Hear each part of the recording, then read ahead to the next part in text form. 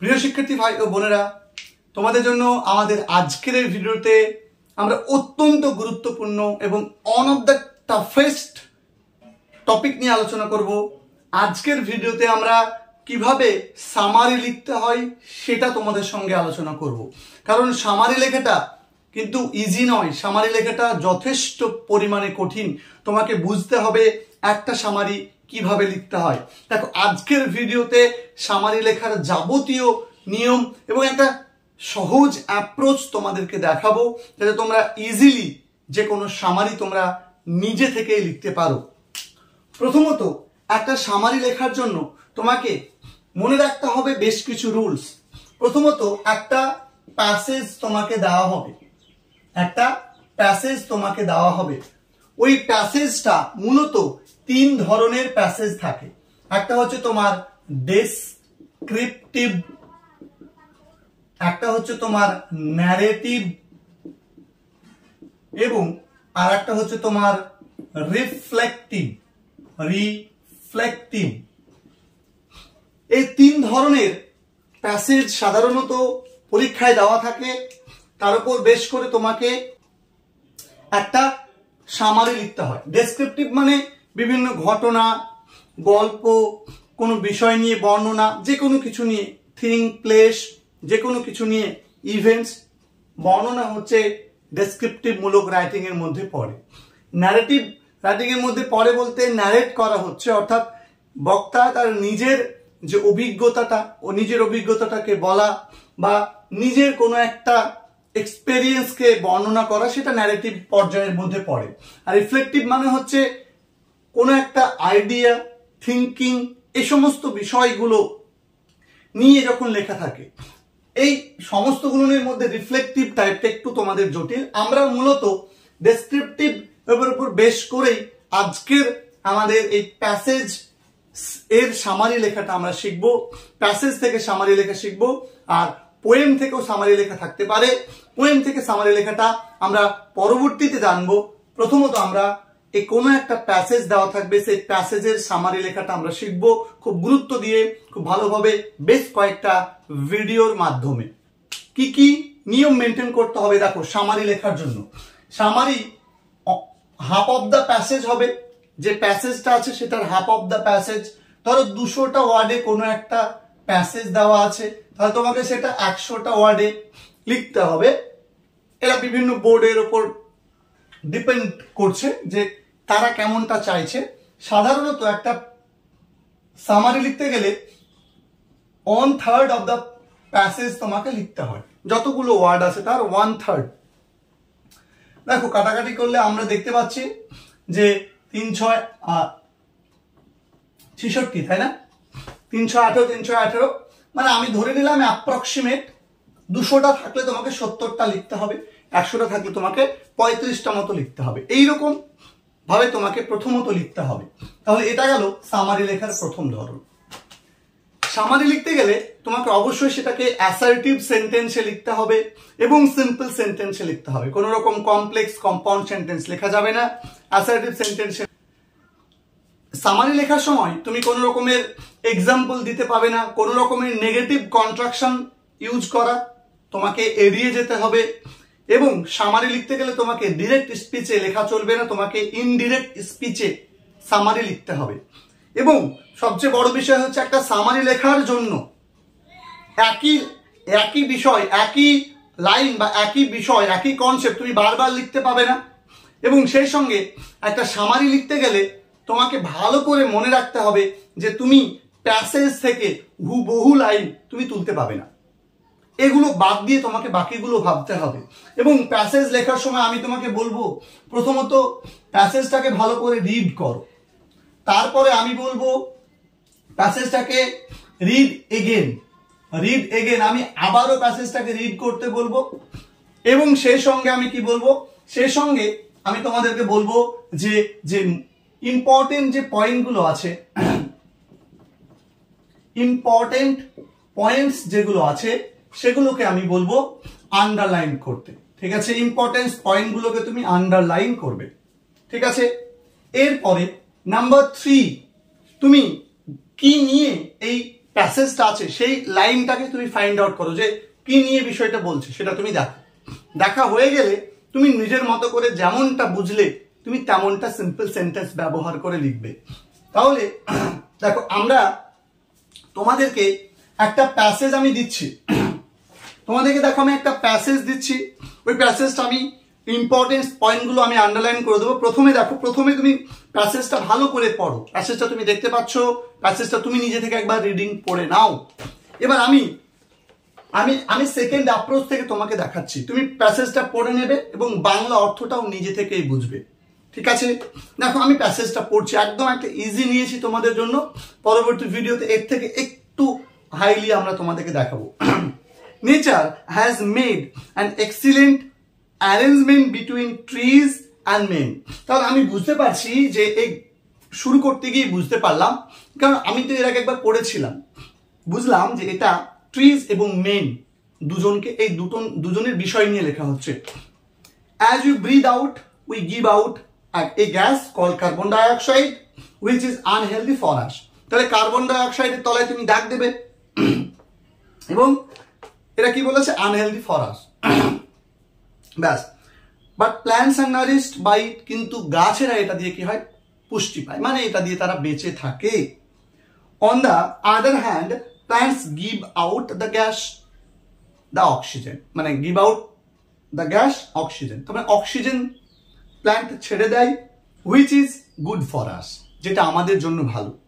We take it in as we breathe fresh air, আমরা এটাকে গ্রহণ করি যেন আমরা ফ্রেশ এয়ার পাচ্ছি এই রূপে।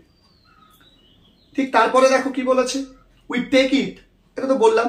We know that insects it plants, but the wanders of wonder is that, wanders of wonder is that কি, এখানে একটা ব্যাপার আছে, এই জায়গাটা একটু তোমরা আন্ডারলাইন করে রাখবে। Ants and flies come to these plants thinking that they will find honey. তারা আসে কিসের জন্য আসে, অ্যান্ট এবং ফ্লাইজ এরা আসে কিসের জন্য আসে, বলছে গাছে আসে, come to this plants thinking, এটা ভেবে যে দে উইল ফাইন্ড হানি, তারা মধু পাবে, বাট দে শুন গেট কট, তারা আটকা পড়ে যায়, and are eaten by this plants, এবং এই প্ল্যান্টসের দ্বারা কি হয়ে যায়, প্ল্যান্টস তাদেরকে খেয়ে ফেলে। So you see that plants are not always as innocent as they seem to be, তাহলে যতটা ইনোসেন্ট মনে হয় ততটা কিন্তু ইনোসেন্ট নয়। তাহলে তুমি বুঝলে এটা 116টা ওয়ার্ডের মধ্যে পয়েন্ট দেওয়া ছিল, 3টে জায়গা হাইলাইট করেছি, carbon dioxide, trees and men এই জায়গাটা, কার্বন ডাইঅক্সাইড, অক্সিজেন এই জায়গাটা, এবং এখানে আমি আন্ডারলাইন করেছি যে ওই যে some plants which eat insects এইটা, আর এখানে লাস্ট লাইন দেখো লেখা আছে are not always as innocent as they seem to be, তাহলে এইটুকু আন্ডারলাইন করেছি। এরপরে 116টা ওয়ার্ডের অর্ধেক করলে তোমরা জানো যে 120টা ধরে নাও, তাহলে তোমাকে 1/3 মানে 30টা ওয়ার্ডে লিখতে হবে, এই 40টা ওয়ার্ডে লিখতে হবে। দেখো আমি 40টা বা তার এদিক ওদিক কম বেশি কিছু হবে আমি লেখা ট্রাই করছি তোমাদের জন্য, তোমরা দেখতে থাকো যে কিভাবে আমি এটাকে লিখছি। তাহলে আমরা এবার যে সামারিটা লিখবো তার প্রথম লাইনটা আমরা চেষ্টা করব এইভাবে লেখার, the passage is mainly written, ঠিক আছে, অ্যাবাউট, কি নিয়ে লেখা, দেখো সামারির ক্ষেত্রে টাইটেল দিতে হয় না, যদি টাইটেল দেওয়ার ব্যাপার থাকে তুমি টাইটেল দেবে, প্রেসি লিখতে গেলে টাইটেল দিতে হয়, প্রেসি এবং সামারি প্রায় কাছাকাছি। তাহলে অ্যাবাউট কি নিয়ে আমরা পড়লাম যে ট্রিজ অ্যান্ড ম্যান, তাই না, তাহলে অ্যাবাউট দ্য রিলেশনশিপ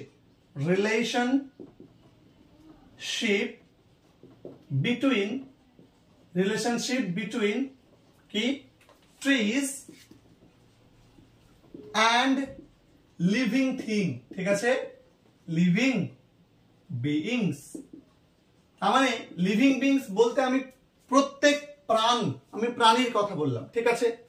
এরপরে দেখো কার্বন ডাইঅক্সাইডের ব্যাপারটা আছে, অক্সিজেনের ব্যাপারটা আছে, তাহলে আমরা কি বলবো, আমরা বলবো ট্রিজ অ্যাবজর্ব, মানে গ্রহণ করে, অ্যাবজর্ব কি অ্যাবজর্ব করে, কার্বন ডাইঅক্সাইড, কার্বন ডাইঅক্সাইড, ঠিক আছে, which is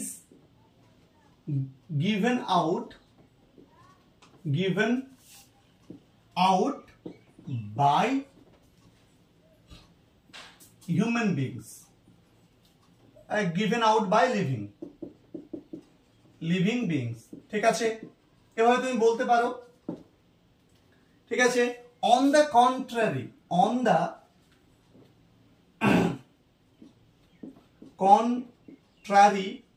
মানে তুমি বলতে পারো কি, যে বিপরীত ক্রমে মেন বা হিউম্যান, তুমি লিভিং বিংস লিখতে পারো। লিভিং বিংস কি করে বলো তো? লিভিং বিংস সেটাকে, সেই কার্বন ডাইঅক্সাইড থেকে কি করে, অক্সিজেন কি করে, oxygen. On the contrary living beings আমি বলতে পারি ইনহেল করে কি, oxygen,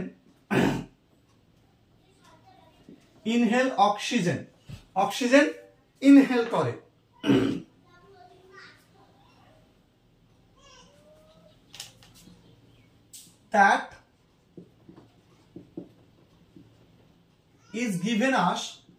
that is given us by plants, ঠিক আছে। plants are কি লিখতে পারো, যে প্ল্যান্টস গাছেরা, ঠিক আছে। দেখো সাম প্ল্যান্টস, এভাবে লিখো যে সাম প্ল্যান্টস আর কিছু গাছ আছে, যারা কি, কিছু গাছ আছে হার্মফুল ফর সাম ক্রিয়েচার্স, হলো কিছু ক্রিয়েচার্সদের জন্য। লাইকওয়াইজ সাম ইনসেক্টস, এখানে ইনসেক্টের ব্যাপারটা বলেছিল, তাই আমি ইনসেক্টের ব্যাপারটা বললাম, ঠিক আছে। যে ইনসেক্টস একই রকম করে ইনসেক্টস, সাম ইনসেক্টস ইট, তুমি বলতে পারো প্ল্যান্টস, এইটুকুই বলা হয়েছিল, ঠিক আছে। এইটুকু লিখলেই কিন্তু তোমার একটা সামারি লেখা কমপ্লিট হয়ে যাচ্ছে। তাহলে এখান থেকে তুমি হেল্প নিয়ে লিখছো, ঠিক আছে।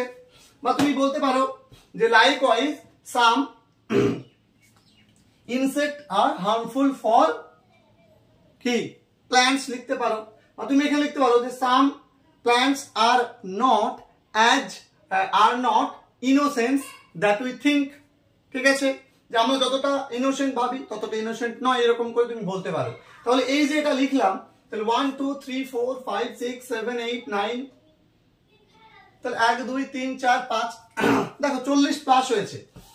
10 11 12 13 14 15 16 17 18 19 20 1 2 3 4 5 6 7 8 9 30 1 2 3 4 5 6 7 8 9 41 2 3 4 5 6 7 8, দেখো মোটামুটি 48 ওয়ার্ডস, ঠিক আছে।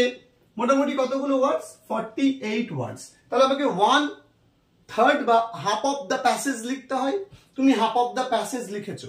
এখন যদি তোমাকে আরো কমাতে হতো, তুমি কি করে কমাতে?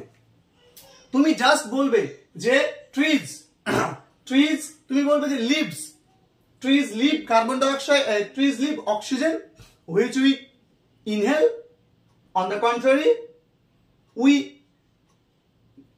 live oxygen that the plants absorb and nourishes, লিখতে পারো। তাহলে দেখো বাক্যটা কি হয়ে যাবে, ছোট হয়ে যাবে। তুমি লিখতে পারো এরকম যে প্ল্যান্টস লিভ, কার্বন ডাইঅক্সাইড আমি শর্টকাটে লিখলাম,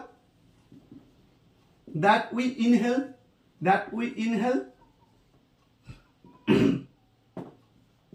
on the contrary we leave oxygen that plants absorb and nourishes,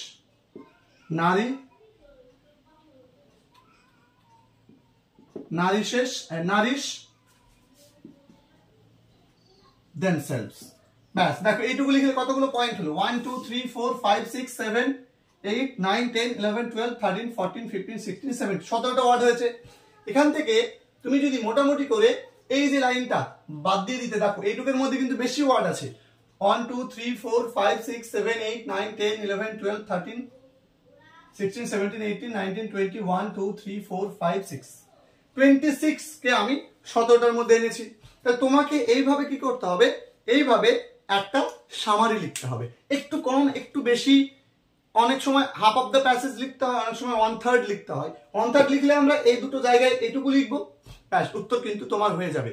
তাহলে তোমরা খুব ভালো করে গুরুত্ব দিয়ে এই সামারিটা তোমরা ভালো করে দেখো। সামারি কিভাবে লিখতে হয়, সামারির নিয়ম কানুনগুলো কি সেটা আমি বললাম। যদি ভিডিওটা ভালো লাগে অবশ্যই ভিডিওটাকে লাইক করো, বন্ধুদের সঙ্গে ভিডিওটাকে শেয়ার করে দিও। আর এর পরবর্তী পার্টে আমরা এটার উপরে একটা ভিডিও তোমাদেরকে দেব, যে ভিডিওতে আমরা আরো একবার ভালো করে আলোচনা করব, যে এর থেকে একটু বড় প্যাসেজ নিব, এর থেকে একটু জটিল নিব, নিয়ে আমরা আলোচনা করব। তাহলে প্রত্যেকে তোমরা ভালো থেকো, দেখা হচ্ছে পরবর্তী ভিডিওতে। Keep smiling.